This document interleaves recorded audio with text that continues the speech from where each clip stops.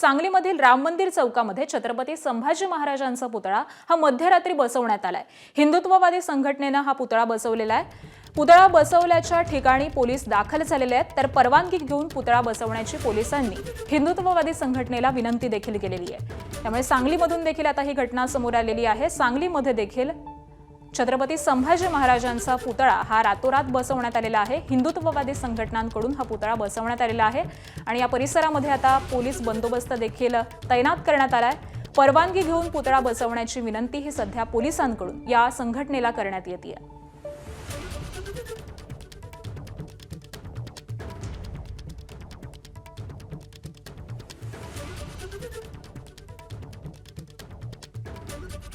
चौकामध्ये मध्यरात्रीच्या सुमारास या ठिकाणी आपण पाहतो छत्रपती संभाजी महाराजांचा पूर्णाकृती पुतळा उभारला गेला आहे।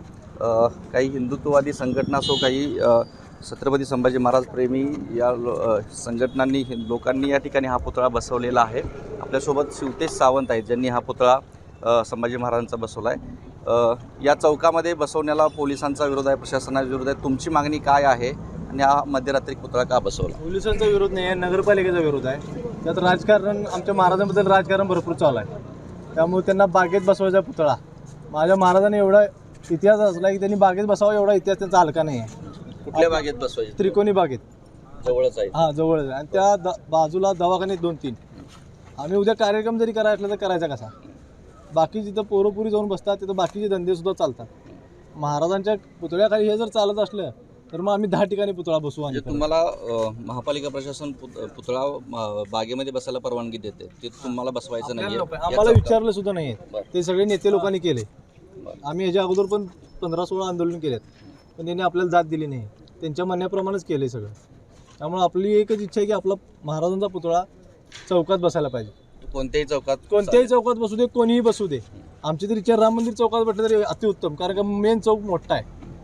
फक्त कोणीही बसू दे, इथंच नाव आम्हीच नाही तर कोणीही बसू दे, तेव्हा त्याचं नाव करू दे, फक्त माझ्या महाराजाचा पुतळा माझ्या चौकातच बसला पाहिजे। आता अचानक मध्यरात्री संभाजी महाराजांचा पुतळा अचानक उभारण्याचं कारण काय? तुम्हाला महापालिका प्रशासनानं सांगितलं की या ठिकाणी तुम्हाला परवानगी मिळू शकते? नाही, हे आमचं आम्ही बसवले, कारण का त्यांच्या त्या जागेचं पुतळा बसवाय टेंडर सगळे त्यांनी काढले। त्यामुळे आम्ही त्यांच्या नेते असल्यामुळे आम्ही काही करू शकत नाही। आम्हाला हाच पर्याय होता, दुसरा पर्याय नव्हता। ठीक आहे, तर एकूण जर या ठिकाणचे पुतळा अचानक उभारण्यामागची जर परिस्थिती पाहिली तर महापालिका प्रशासनानं हा पुतळा बगीच्यामध्ये उभारला जावा त्या दृष्टीनं परवानगी देखील दिली आहे, टेंडर देखील काढलं आहे, असं या लोकांचं छत्रपती संभाजी महाराज प्रेमी लोकांचं म्हणणं आहे। आणि त्यामुळंच त्यांनी अचानकरित्या चौकामध्ये हा पुतळा उभारला आहे। यामुळंच पोलीस बंदोबस्त मोठ्या प्रमाणात या ठिकाणी तैनात केला गेला आहे आणि पुतळा या ठिकाणून दुसऱ्या ठिकाणी देखील नेला जाईल अशा पद्धतीची आता पोलिसांची आणि या हिंदुत्ववादी संघटनांच्या लोकांची चर्चा देखील झालेली आहे। त्यामुळे समन्वयानं मार्ग काढण्याचा सध्या सुरू आहे।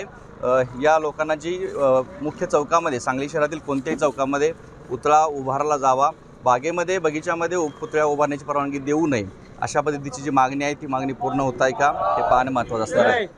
कॅमेरापासून योगेशसोबत कुलदीप माने, एबीपी माझा, सांगली। एबीपी माझा, उघडा डोळे बघा नीट।